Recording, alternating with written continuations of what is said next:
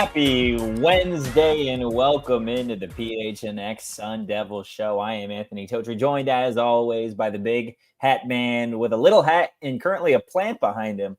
That is the one, the only Erik Ruby. We got DJ Danielle behind the Mac, making all of the magic happen. Guys, do us a solid. Hit the like button, hit the subscribe button, drop a 5-star review, and buckle up because it's Wednesday and we have a lot on the menu, Erik. I'm excited. I mean, listen, Wednesdays mean snake drafts, and it's a mano-y-mano, one-on-one, hand versus. It's just me versus you today, man. Yeah. It's a battle of I'd say wits, but maybe that's being too generous. I mean, that's crazy. I think it is. It's first off, it's a road game for me. Okay, it's a road game. You're the one that this is your topic. I know we put it to the Discord, but they chose. This was your idea, so They love my topics. Apparently, I feel like I'm playing on the road here. But you know what? When it's all said and done, we put up and we shut people up. That's what we do. That's what we do with Tony's snake draft team over here. So we'll get into that at the tail end of the show. We're going to be talking a little bit about some jerseys halfway through, but what I want to start with today is Arizona State women's sports. We're talking softball, we're talking women's basketball, and really the full extent of Arizona State's women's sports right now, because I think we talk obviously a lot about men's basketball and football because those in theory are the breadwinners, right? Those are supposed to be the sports for Arizona State that bring in the money, that kind of allow the other sports to thrive and honestly survive, depending on what sports that we're talking about here. But it's a new era of college sports. We talk about it just about every single day. So I do want to spend some time just zooming in on these Arizona State softball and women's basketball programs, because Erik, throughout history, these have been two programs that have stood firm in quality in the Pac-12. Women's basketball under Charlie Turner-Thorne was a year-over-year monster. And then you look at ASU women's softball for really its entirety has been a top 3 program in the Pac-12. And just over the last couple of seasons, both those programs kind of fallen on their face a little bit. Yeah, and both of them kind of starting afresh in a new era in that time as well. And I mean, you talk about ASU women's basketball, the first name that always comes to mind, and as it should, is Charlie Turner-Thorne. And it's no secret that a program is going to take a step back when you lose one of the greatest coaches the sport has ever seen, let alone the state, let alone the university, right? And so you lose Charlie Turner-Thorne, you lose infrastructure around with her, and it's nothing against Natasha Adair at all, but those are big shoes to fill, right? And to me, it's not very surprising that the program takes a little bit of a step back, but I think you're at that point now where you're going to be looking for growth. And when we draw that comparison and that parallel across all of college athletics, it's when it comes to money and investment and infrastructure, it doesn't just apply to the men's sports, right? But you could see what's happened when NIL and funding and whatnot has been a bigger priority for football and for basketball. Where you look at sports even outside of those two, look at baseball with Willie Bloomquist. Like, it's not a guy sports versus girls sports thing. It's not a what type of sport it is. At the end of the day, you will get better and your program will be in a better place if there is funding and investment. And that doesn't always just mean NIL, but it could mean from the school as well, And so, like, to me, and you could tell me if maybe I'm a little bit off base here, but I feel like if the university maybe prioritized promoting a little bit more, softball and women's basketball, even though the success isn't there right now, I do think that getting that type of connection with people and putting them out there would lead to more investment, would lead to more NIL and kind of like a domino effect, Yeah, I think this task that we've kind of to set up, right? The idea of trying to transform these programs, or not even transform because they've been to high highs before. I would say more of a revival, right? To get a heartbeat back in these programs. Absolutely. I think you can talk about the athletic department, and yes, with a new regime there, I think there is going to be a little bit more of a focus just all around in terms of athletics. I know Graham Rossini is definitely going to do everything in his power to try and get NIL and try and get these programs back to where they need to be. But you can only do so much, right? the same way that we talk about football and basketball, you have to have the right people in there. And I'm not just talking about coaches. I'm talking about players. I'm talking about support staff. I'm talking about the whole 9 yards when it comes to these programs, because it doesn't just, you don't win with just money. If you won with just money, the LA Dodgers would have 1,000,005 World Series championships.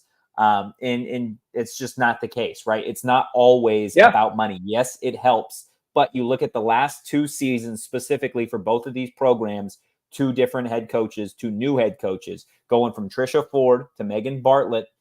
When we're talking ASU softball, Trisha Ford bouncing, if I can remember off the top of my head, I believe Texas A&M. She got a bag there. Ray Anderson and company weren't able to match, and they hired Megan Bartlett, who I believe was an offensive coach at Texas, came over here. This is the second, or she'll be going into year 3. And then Natasha Adair. Natasha Adair, obviously, after Charlie Turner Thorne hung it up, she was the first person to really try and fill the shoes here for Arizona State. Not a huge, long track record of success at major Division I programs for really either of those 2 coaches. But let's start individually with ASU women's basketball here over the last 2 seasons. So last year, 11-20, 11th in the pack for Arizona State women's basketball. And in the year prior, 8-20 overall, 1-17 in conference for Natasha Adair and the ASU Sun Devils. So clearly what's on the court doesn't necessarily, it doesn't replicate. It doesn't, the words are kind of escaping me here, but just in terms of mirroring, I guess, what Charlie Turner Thorne did. And that part of it falls on the coaching and part of it falls on the players. Yeah, I mean, listen, at the end of the day, the players are the ones playing.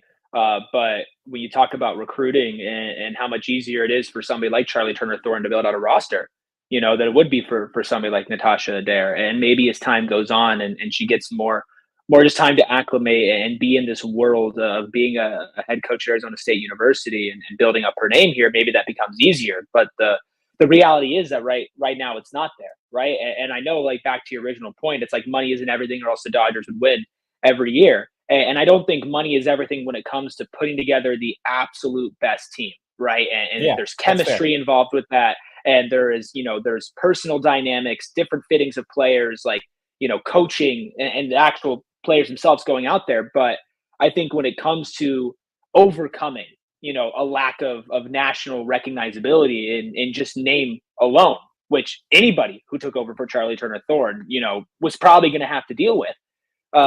That is where the funding and the money. And Glenn in the chat says that one thing he noticed in regards to women's sports is it seems we lose coaches to other teams with an AD that's willing to spend. And you talked about, I know we're talking about basketball right now, but Trisha Ford over with softball. I mean, ASU softball was, it was a movement, right? Like, it was something that the ASU community was really getting behind. And it's a massive loss to get that momentum and just to get it out of there. And obviously, I don't think it was on purpose, but at the end of the day, you build the best teams by having the best coaches, having the best resources, having the best facilities. And unfortunately, that doesn't just happen if you want it. It happens if you have the investment in it, right? And so if you look at it, Natasha Adair, and you think she is the coach, we see what she's building here. If you're ASU's athletic department and you're like, screw the records and everything before, it's rebuilding, we believe in her. Well, now you have to arm her to overcome the overall perception. But as we've seen, if you have the right coach and you have the right type of funding, it doesn't need to be SEC level funding, but the right type of funding nonetheless, you could be like an ASU football where you have 3 wins and you're one of the worst teams in pack, and you turn around and it's still a place to be. And so that to me, it's like, I don't want to just boil it down to money. So I'm going to boil it down to investment, whether that comes in money, time, resources, promotions, whatever it is. And it needs to be more to kind of overcome this skid and this dip from losing 2 very good, very recognizable coaches.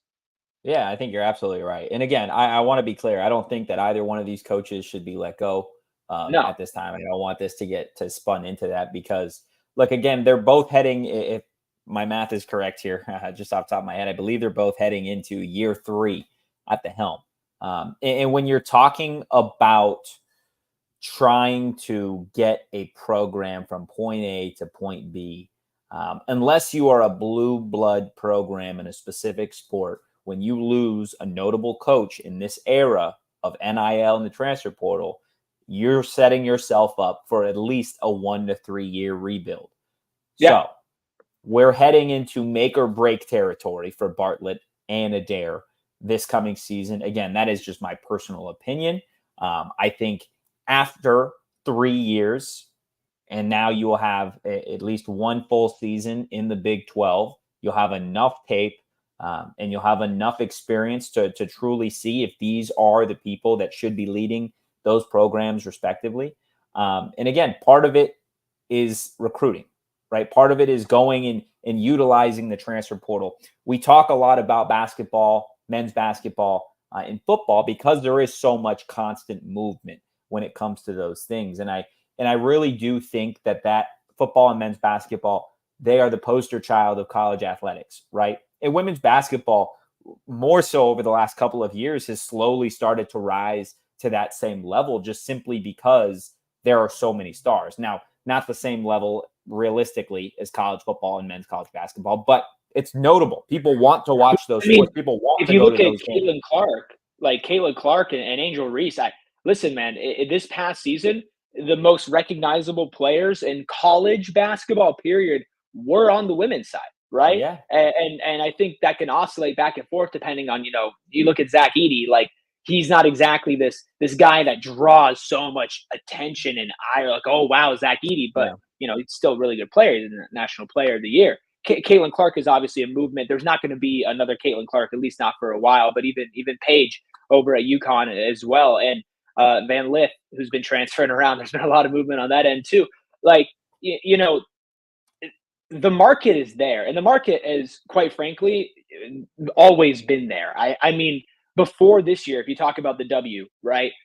Viewership and investment was growing before Caitlin Clark was there. And yes, she poured gasoline on the fire for sure, not taking that away from her.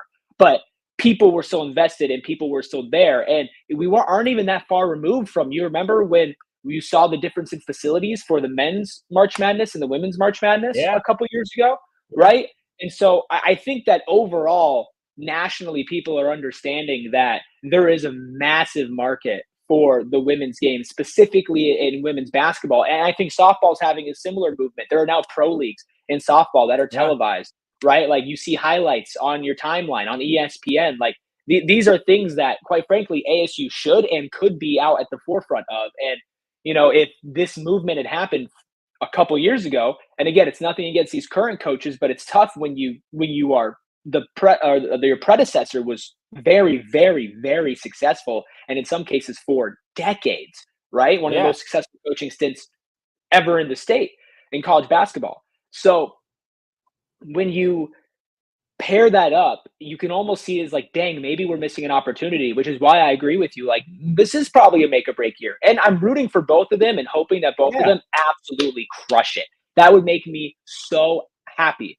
But at the end of the day, like a new athletic director in Graham Rossini, who made it very clear to us when he was with us about a week ago, like, we want to win and we know that it takes to win. Like, and we know that it takes money and investment. And so if the university matches their needs, which I think they will under Graham Rossini, to an extent, to an extent, I mean, again, you're still operating, as a non-SEC school, but I don't think that what you need is that type of level. Like Kenny for football, right? You have the right guy, so you don't need the deepest pockets in the world because of that building of relationships. You just need something. You need something to be able to compete with.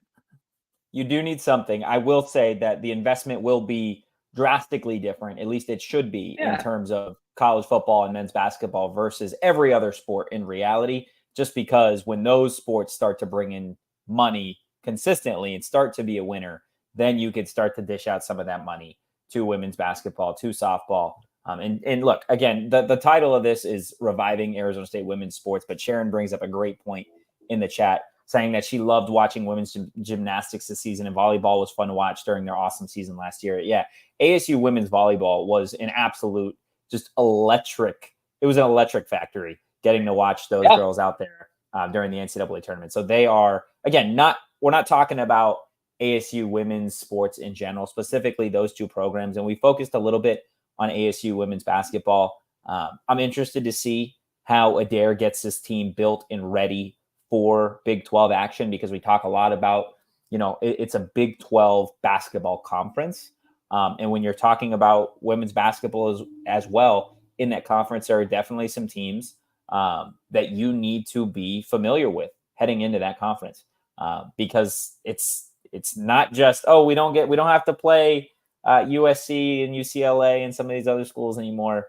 No, like, you're going back in, and these are a fresh group of teams that you're going to have to figure it out. We will talk ASU softball a little bit more here in a second, but first I want to tell you guys how you can make some money this weekend, guys, and it starts over on the BetMGM Sportsbook app. All roads lead back to BetMGM, and they're going to help you make some money on MLB baseball with their MLB Grand Slam jackpot. It's a weekly bet and get promotion. All you got to do, place a $10 or more wager on any player to hit a home run every weekend, the best 3 days of the week, Friday, Saturday, and Sunday. If the player hits a grand slam on that day, they can win the $50,000 daily prize or a share of the prize with every other winning bettor. Erik, I know you and me both would love a little slice of that 50K. Buddy, I'll take $5. Let alone a slice of that 50K. Come on. You're right. Look, if you haven't signed up for BetMGM yet, they've still got a great offer for you. Download that BetMGM Sportsbook app on iOS or Android, or visit BetMGM.com. Sign up and deposit at least $10 into your BetMGM Sportsbook account. Place your first wager and receive up to $1,500 back in bonus bets if the bet loses. Now, if the bet does lose, your bonus bets will be available once your initial wager is settled. Just to recap, sign up for BetMGM and use that bonus code PHNX. Place your first BetMGM Sportsbook wager through BetMGM Sportsbook mobile app for at least $10. You're going to receive up to $1,500 in bonus bets if the bet loses. Check out the show notes for full details. And Allison and Shane talk about the disclaimer. Bonus bets expire in 7 days. One new customer offer only. Gambling problem? Call 1-800-GAMBLER. Available in the U.S. Call 877-8-HOPE-NY 467-369 New York. Call 1-800-327-5050 Massachusetts. 21 plus only. Please gamble responsibly. Call 1-800-NEXT-STEP Arizona. 1-800-BETS-OFF Iowa. 1-800-981-0023 Puerto Rico. First bet offer for new customers only. Subject to eligibility requirements. Bonus bets are non-withdrawable. In partnership with Kansas Crossing Casino and Hotel. See BetMGM.com for terms. U.S. promotional offers not available in New York, Nevada, North Carolina, Ontario, or Puerto Rico. I said this when Leaf was on, and again, I guess I'm just crazy. But when I wear sunglasses during, the summer or whatever, and it's so bright outside, it's like 115 degrees outside, genuinely, it feels cooler to me. Like, I if I'm walking around without shades and the sun's bouncing off the concrete, and like, I'm like, trouble opening my eyes, like, I feel hotter, right? I feel hotter. Yeah. And that's why I absolutely love, I thank you for pitying me with the, I appreciate that. But that is why I absolutely love our friends over at Shady Rays. They have you covered with premium polarized shades that also won't break the bank. You don't got to win any Grand Slam jackpot to be able to afford Shady Rays. And not only are they fantastic quality, not only are they inexpensive when it comes to how great a quality they are, they've also rated 5 stars by over 300,000 people. That's literally so many. That's a ton of people. Like, just try to imagine that, right? Like, think of like a stadium and think about how many. I think about it the same way, dude. I think about that the same way. I'm like, imagine a full stadium times like 4. And it's even a full stadium times 4. Let's say a stadium holds 60,000 people. You need more than 4 full stadiums for the amount of people at Shady Rays that have rated them 5 stars. And those are just the people who like take the time out of their day to like go and rate, right? There are so many satisfied customers. Like, listen, there's so many things that I've just bought in my life where I'm like, wow, this is a fantastic purchase. This is awesome. I love this. But I don't go and I don't review it, Like, these are just people who loved it so much they went out of the way to review it. They have different styles for every different sports team in the Valley that you want to support. And on top of all of that, they have their worry-free return policy within 30 days if you don't love your shades, or they're lost or broken. They also have an insane protection plan to get that replaced as well. And Totri, if that wasn't enough, which I don't know how it's not, but the good people over at Shady Rays, well, exclusively for our listeners, they're giving out their best deal of the season. Go to shadyrays.com, use code PHNX, 4 best letters in the alphabet, PHNX, for 35% off all polarized sunglasses. Try for yourself. The shades rated 5 stars by over 4 stadiums worth of people. Glenn brings up some interesting points in the chat. I wonder if women's basketball is tough to be a top team, because women's basketball always has been top heavy. Tennessee, UConn, South Carolina's of the world, and those top teams always get the best recruits. A top 20 women's player is vastly better than a 75th ranked player. I totally agree with you. I think, though, now more than ever, and I've said it in college football, I've said it in men's basketball, that now if you are a team or a program like Arizona State, where it feels like you've always been at a competitive disadvantage because you aren't a UConn, you aren't a Tennessee, you aren't a South Carolina. Well, guess what? Now you get to do something that you didn't get to do back then, and that's open up your checkbooks and find a way to get those best players, right? And all it takes is one. All it takes is one player to change the narrative of a program. All it takes is one season. Just look at NC State this past year for men's basketball. That season, that Final Four season, DJ Burns, DJ Horn, that changed the landscape of NC State basketball likely for the next half decade because of the money that they received from the NCAA tournament, the amount of media exposure that they received because of the NCAA tournament, because of those stars, DJ Burns and DJ Horn. Like, all it takes is one of those, right? And I say one as if it's like it may come across as it sounds easy. It's not. But if you have the right people in the building and they all are working toward a common goal and they all get it, right? They're all following the same plan and you are working night and day, right? The same way that Kenny and some of these guys are out there texting recruits the moment that they're able to. Again, not to say that these coaches aren't doing it for softball or women's basketball, but if they're not, that's what needs to happen, right? You need to exhaust every single option to try and plead your case as to why Arizona State is the place for those top level recruits. Because right now, if I'm a recruit and I'm walking in and I'm talking with Megan Bartlett and I'm talking to Natasha Adair, what are you selling me, right? What are you selling me as a program? Okay. Because right now I look at the women's basketball team and they went 11-20 in an Pac-12. I look at Megan Bartlett in softball and I say, hey, what happened? Went, I think, 1-17 in conference or something ridiculous. You didn't win a Pac-12 series. The only team in the conference that didn't win a Pac-12 series.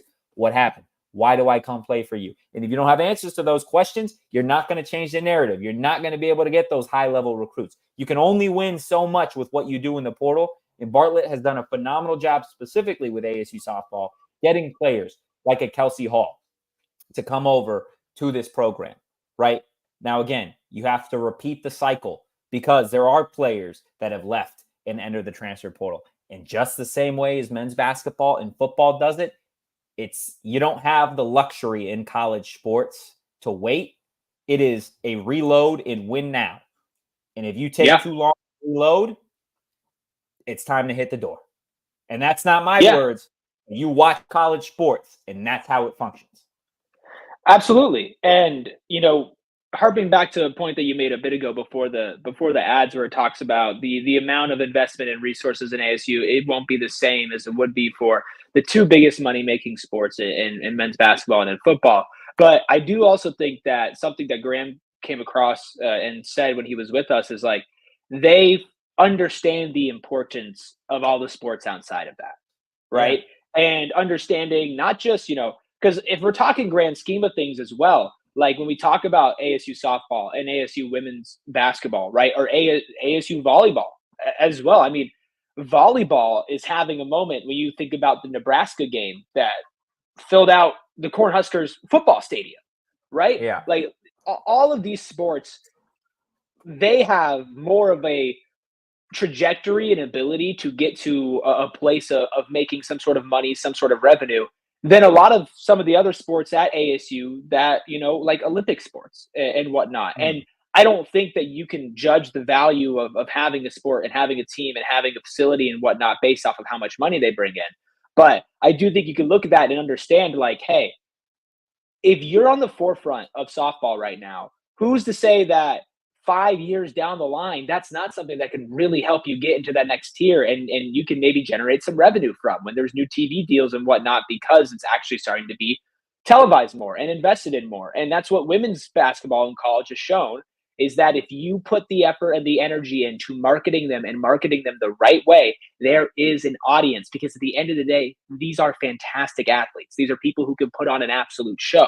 So I do think that there might be a part that goes, okay, let's give a little bit of a bigger chunk of change right now while we're at our lower, just to get back to where we need to be, so that when the time comes, when, the progressed next steps of supporting and investing in women's athletics comes, we're not reactionary. We're already ahead of the game, and so that's what I hope that they do.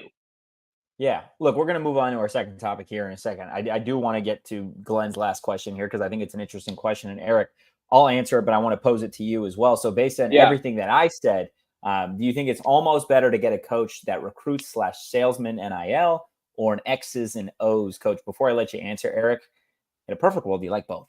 In a perfect world, give me the unicorn. Give me the unicorn. Right. Well, and that's the thing. Again, I know that sometimes it's like a crutch to bring up Kenny, but you're looking at somebody who navigates the NIL world, is a great, salesman's a little bit of a slimy word, but we'll use it right now. Like salesman for ASU football and for ASU is like the brand, but the dude knows ball, and he knows ball better than most, right?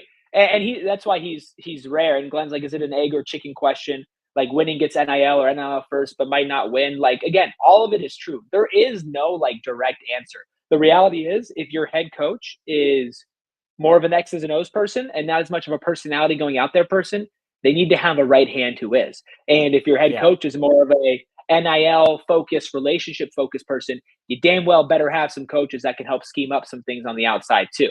That's the only way that this. And let's make something clear, right? Is there's not a coach in college basketball that I could think of off the top of my head that isn't an X's and O's person. They're all X's and O's. However, with the changing landscape of things, right? Maybe in the past, transfer portal, NIL discussions, that type of stuff would be responsibilities that would fall on a head assistant or whatever. But guess what? You're a college coach. You're getting paid a good chunk of change, depending on your sport. That's part of your responsibility now. In the same way that Ray Anderson got laughed at and pretty much bullied out of his job because of the whole NIL situation, like it's the same thing with these coaches. If you're not able to juggle being a coach while also having to be a quote unquote salesman or saleswoman, then this isn't the job for you. You have to be able to do both.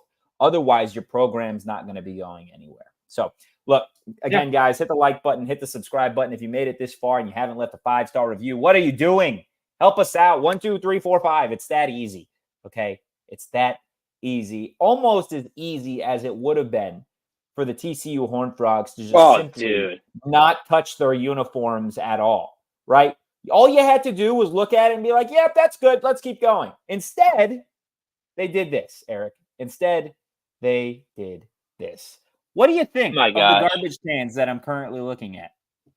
I think there's some great looking garbage cans. No, it's tough. Full white, full black, full purple. It's so like the lack of creativity when it comes to any sort of jerseys, logos, branding nowadays when it comes to sports. It's like it sucks because we've seen it on the better end, and usually it's downgrades, right?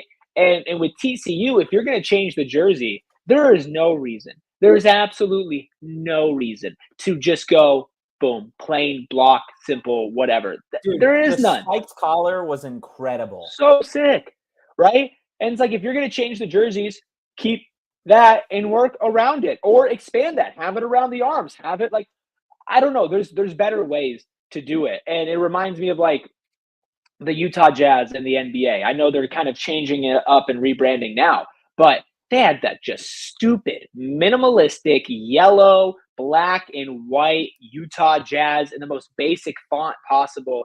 And it's Utah. Even a little bit.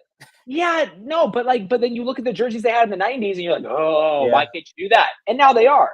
Or if you look at like, respectfully, the Cardinals were much overdue for new jerseys, and I do think that they have some clean looks, but they're so basic. So basic. Dude, there is something to be said about finding something and sticking with it, right? You don't need to reinvent the wheel when it comes to some of these things. There are some college jerseys that go crazy, right? We'll get into Arizona State here in a second, but you think about, and again, I'm going to use the NFL as a crutch because that's my thing, right? That's my sport, whatever. You look at a handful of jersey combos across the league. You've got the Chargers powder blues. You've got, if you want to get real creative, You could take a look at Cincinnati's all white tiger stripes that they have. You can Yeah. look at Minnesota's all whites that they are going to wear this season. Like there are some jerseys in some combos that these just need to be it forever because they're that damn good, right? Oregon does a phenomenal job with their jersey combinations. Arizona State, I feel like, doesn't get enough love for their jersey combos. But getting back to TCU, why did you try and fix something that wasn't broken? I don't know. I don't get it. Who was asking? Who was asking for new jerseys for TCU? Who ended last season and said, you know what? I really want new jerseys. Seriously. I beats me, man. It wasn't me. I didn't do it. I liked what they had going on. I heard it was you. Yeah. I heard you called Mr. Was it Fred the Frog or whatever, the dude that I liked? Yeah. What was his name? Yeah. You Fred called him up personally. Right. Fred the Frog. Yeah, you called him up personally and you said, hey man, change it up. Fix it. It's not working. I just said fix it, hung it up. He knew exactly what it was. What it was. And then he went and fucked it up. Yeah, then he fucked it up. I mean, that's Fred the Frog, man. Like, dude. Hey, that's a B tier retro logo if I've ever seen one. Okay. Whatever. So look, we were talking these jerseys, right? We're talking off camera about them, texting back and forth. So brings me to my next question for you. What is your favorite ASU jersey combo that has existed out there? It's tough. I stuck with just football and the ones that I was looking through. But man, I love the retro 90s ASU jerseys. I absolutely love them. I mean, come on, dude. So clean. So clean. It's truly one of the more aesthetically pleasing jerseys that you could find in all of sports. But there were a lot in like the last like decade or so for ASU football. Like the Desert Ice, I think, was one of them as well. Like there's some really, really good choices. ASU has always kept it modern and fresh and still like finding a way to pay homage to the history as well and not like go and change it and make it look ugly. It's more like an addition instead of taking away. Yeah, I mean, those are classic unis, right? You can't go wrong with those. I like these black ones, man. I like the all black look. I don't know what it is about it. Those are clean. That just looks clean, right? That just looks like the opposing team is going to see you 7:30 kickoff. It's hot as hell in Arizona, and you got a bunch of just dogs wearing nothing but black, and then you got the pitchfork on the helmet. Are you kidding me? That is an absolute dime of a jersey combo. The all black goes crazy. I don't care what team you are. The all black goes crazy. And then you have a secondary color that's maroon and gold. It screams Arizona State through and through. Yeah, absolutely. The all blacks were definitely up there for me. I like some of the more all white looks that they've been rocking recently as well. And Sharon in the chat was giving a shout out to the chrome looking helmets that change color in the lights.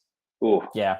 Those are very nice. Very nice. Those are dope too. Chad in the chat did the start time change. Yeah, we're starting to go 1:30 from now on. So for everybody listening, watching, 1:30 from now on. Any further time changes, we will let you guys know either in the Die Hard Discord, we'll let you know on Twitter, or we'll let you know right here. Again, though, guys, if you're just joining us, hit the like button, hit the subscribe button, drop a 5-star review. We're going to be getting into our snake draft here in a second. But first, I want to tell you a little bit about our friends over at Circle K. Erik, obviously, we're remote today for the holidays. Yes, we are. Didn't stop me from going to my local Circle K, grabbing myself a sweet little treat, a little energy drink this morning. You know, Circle K is fueling me even when I'm not going anywhere. I filled up with Inner Circle the other day, was able to save 3 cents per gallon because guess what? That's what Inner Circle does. It helps you save money. That's right. Every single day. It's Circle K's new free membership program. So I'm saving 3 cents per gallon every single day. And you could save more on your first 5 fill-ups, save 25 cents per gallon, and then save 3 cents per gallon every single day. When you sign up for Inner Circle, enjoy your member-exclusive beverage deal. Inner Circle is going to help you get any size Polar Pop or Froster for just 79 cents now through September 3rd at any Arizona location. Join Inner Circle for free by downloading that Circle K app today. Terms and conditions apply at participating locations. Visit CircleK.com for details. And listen, you might have to stop at a Circle K when you're on your way tomorrow to come hang out with us at Chicken and Pickle, we've been talking about this trivia night forever. We've been talking about it so much, and it is finally going to happen. Some trivia showdowns over at our friends at Chicken and Pickle out in the West Valley out there. Guys, Chicken and Pickle is fantastic. We were there for a Suns watch party, game 1 of the NBA playoffs. Obviously, the game didn't go great, but the food was fantastic. The atmosphere is fantastic, a 2-level bar. And then we went back a couple weeks later as a company to play a little pickleball, little company bonding, right? And not only were the competitive juices flowing, but the indoor courts are so fantastic. It's great for a beginner like we all were, or for a pro like Max Simpson and Jacob Franklin. And plus they got ping pong. They got like life-size battleship, Jenga, cornhole, really just everything. They got a bar full of good food. Yeah, it's really such a great place, and you can come do some trivia for free and then have some great food and drinks while you're there with us as well. Or if you're just looking for a good date night, good date idea, you like to stay active, or maybe you just want to go out for a fun night out on the West Side, well, you can do that. Head on over to chickenandpickle.com to see all the fun you can have at their Glendale location. Chat in the chat, Sparky on the helmet all day. I'm really hoping those are the ones in the NCAA video game. That would be awesome. I've exhausted my options for everybody listening to try and find a scoop on what Arizona State submitted for this video game. Have come to a bunch of dead ends. I will keep trying, but I just want you guys to know I'm trying my darndest to try and get the scoop on these things, man. But they're hard. They're so damn hard to find. Yeah, I know you've been trying. I know we've been talking about it, man. And you are not one to give up. But you know, at the end of the day, you know, you can't force somebody to tell you something. I know.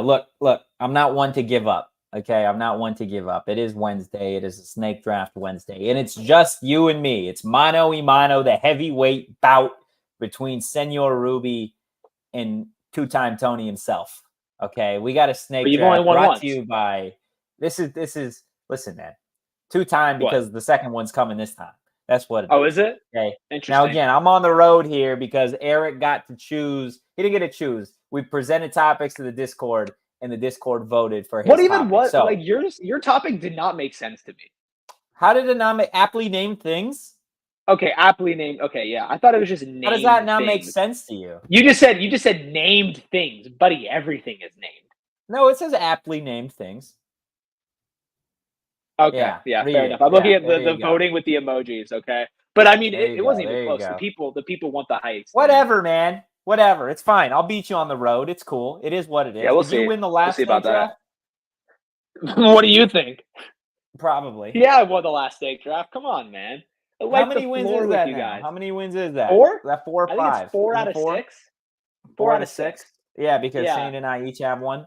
Well, look, this is all for all the little guys. Okay. We're bringing it home. We're bringing it home for all the underdogs. This is the story, okay? David versus Goliath here. I'm here. I'm ready to rumble, okay? And what are we drafting this week? Today we are drafting people that you would want to pull off a heist with. So you're involved in this heist, okay? And now you got 5 other people. And what I will say is I want you to specify what they're going to do, and we're going to put that in the graphic in just parentheses, right? So like so-and-so is the muscle, so-and-so is the brain, so-and-so is the tech, so-and-so is the distraction. You know what I mean?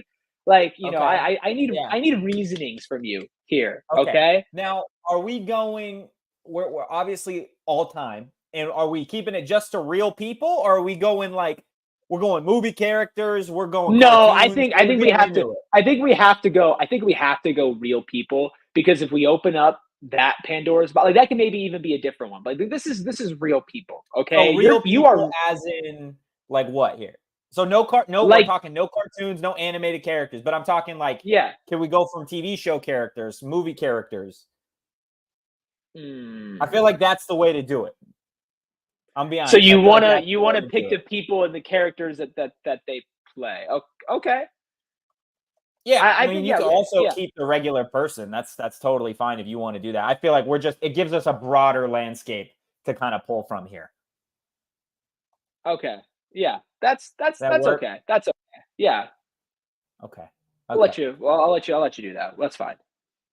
Okay. Well, are you taking the first overall pick? No superpower. superpower. No superpower. Are you taking Well, the first overall pick or the are we snake second drafting or overall just pick? alternating? It's snake draft. Yeah, it's still snake draft format. So we're still gonna snake draft.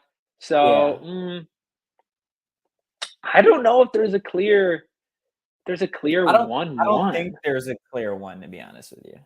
Okay, I'll tell you what. If we're, I'll take the first pick. I'll take the first pick. Taking the first pick. Okay, without further ado, Erik Ruby, you are on the clock. This is somebody I would have picked if we were just taking them as the regular self. This is somebody that does the impossible. Somebody who you give him a mission and he will do it. That's a good. I would have taken Tom Cruise, but I'm going to take Ethan Hunt, who Tom Cruise plays in Mission Impossible. I don't think I could have gone wrong either way. It's a mix of muscle. Like he's the leader, right? He's the leader. He's the guy, the mouthpiece, the one who's getting the team together. Lead heist man, right? He's going to do the dirty work. He's going to plan things out. And I think, maybe there's not a clear 1-1, but I think he's as good of a one pick as you could have. Okay. Yeah, no, I think that's a very solid pick. I think that is a very solid pick here. I am going to go with what I didn't think of yours, but I'm going to go with what mine was. And it's because I do like the Fast and Furious movies. I feel like we got to go with Dominic Toretto here. You drafted your leader. I'm going to draft my leader. Dom's been doing it so damn good. He's got like 7 movies and they still haven't caught him, man. So I'm going Dominic Toretto as the leader of my heist here. This is where things for me immediately get a little like jacked up because I did not do any research when it comes to any of these things. So I'm just kind of ripping off the top of my head here. I'm thinking movies, I'm thinking TV shows, like who does this type of shit regularly? And I am going to go with, oh man, this is tough here, dude. This is tough. I think I've got my next 2 picks. You've got your next 2 picked already? Yeah, I think as long as you don't take them. Oh my goodness. I'm already feeling bad about this draft, dude. I'm already feeling bad about this draft. What happened to I'm gonna go? Well, look, I didn't do any research. I feel comfy with my research. I know. That's wait till we get to round 5. Things are gonna be ugly here. Okay. I am going to go for, and this is gonna be, this is my getaway driver. Okay. Give me Ricky Bobby. Give me Ricky Bobby. Couldn't Dom be your getaway driver? No, he's the lead guy. He's the leader. Okay. He's the leader. Okay. Give me Ricky Bobby to be the getaway driver. That's an interesting pick. It's a great pick. Sure. It's great. It's a great. Yeah. Whatever you want to tell yourself. Absolutely. This is almost not fair now. Give me Walter White. Ooh. What is he doing though? Is he He's the brains behind the operation. He's planning everything out. I thought Ethan Hunt was the brains. Who? I thought Ethan Hunt was the brains. Ethan Hunt's like the leader. I think Ethan Hunt can do a little bit of everything. He's a little bit more physical. He's going to go out and do it. Walter White's a little bit more methodical, a little more laid back. He's going to be working in the shadows. He's just somebody who he gets what he wants and he can pull it off in extenuating circumstances. And then this is a pick that I think this pick is maybe more for me. And I don't know if people will fully understand this. Sean Spencer from the show Psych. I don't know if you've ever seen the show Psych. I don't know if you have. I have not, to be honest. Fantastic show. I don't know if Danielle has seen it. But he's like extremely perceptive. Like very much like noticing things and seeing things, and he helps solve mysteries and crimes and whatnot. But he's hyper perceptive, and I feel like just the planning aspect of this is going to be the biggest part of it. And so I'm going to take Sean Spencer. Okay, I can live with that. I feel like this character should have gone sooner. But maybe this is just me thinking of it now. I am going to take I'm gonna take Robert De Niro's character in Heat. He plays Neil Macaulay. Okay. If you haven't seen that movie, I mean, that's a top tier movie in and of itself. But yeah, I'm gonna take Neil Macaulay. I'm hoping that doesn't hurt me at all when we actually get to the drafting, or when we put this on the graphic, like people understand that. But Yeah. it's just a damn good movie through and through. So I will take him. And then on the way back around, I know we can't take cartoon characters, but there was real thought for me to take Dexter from Dexter's Laboratory to take. Okay. To I don't hate run that. To run tech. I don't hate that. Yeah, to run tech is great. I obviously can't do that though. So let's go ahead. We've got the brains. We've got a lot of conflicting personalities here. Okay. As long as Ricky is driving the car correctly, then we're good. I'm trying to think to like classics, right? Of just like, what can we get? Okay. If we're talking Heist, I think there's one man who did it better than anybody. Okay. And he's still on the board. Okay. And his name is Indiana Jones. Okay. His name is Indiana Jones. That's where I'm going here. At this point, I don't know how the personalities are going to clash. I don't know if this is a group that can get along. But I'll tell you damn what. I think each and every one of these players on this team brings something to the table. Okay. Yeah. I see you. So what? I have my last two picks. Your last two picks here, and then I got one more. I need some muscle.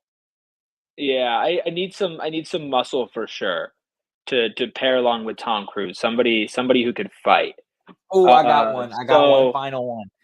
So maybe somebody who can fight. Like, can I take Bruce Lee? Am I allowed to just take Bruce Lee? I mean, yeah, you could take Bruce Lee. I'm gonna take Bruce Lee. So I've got my fighting. I've got my smart people. I'm kind of debating between.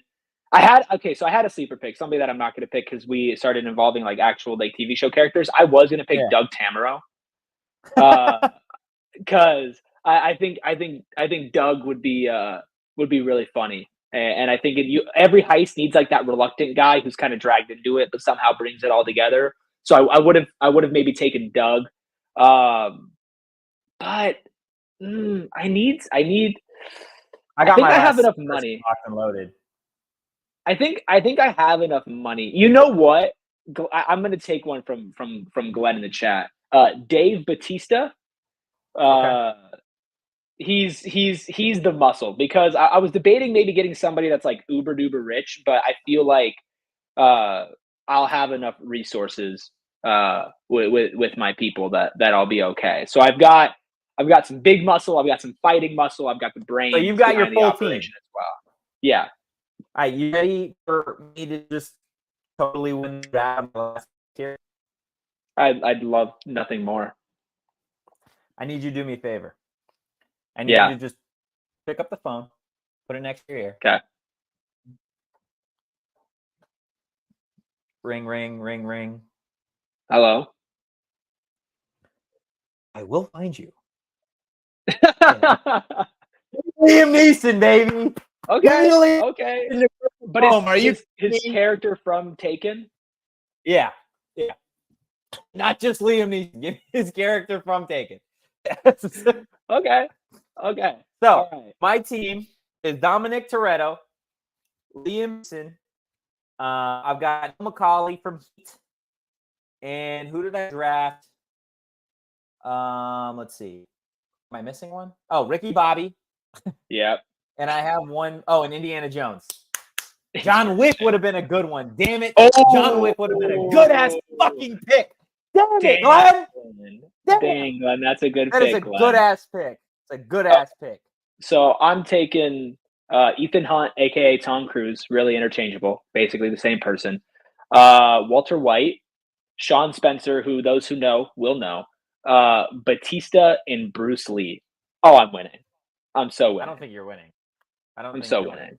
I'm so winning. So winning. There's no absolutely no winning. Without a doubt, winning. Danielle, Absolutely. Danielle, who do you think won? Whose team do you want more?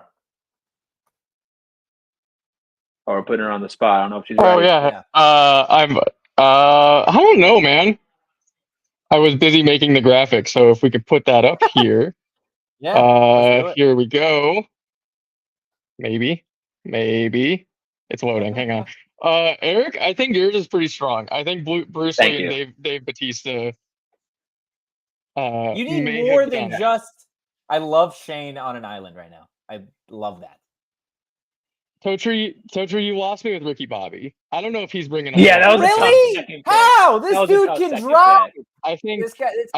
See, but you did save it with Indiana Jones.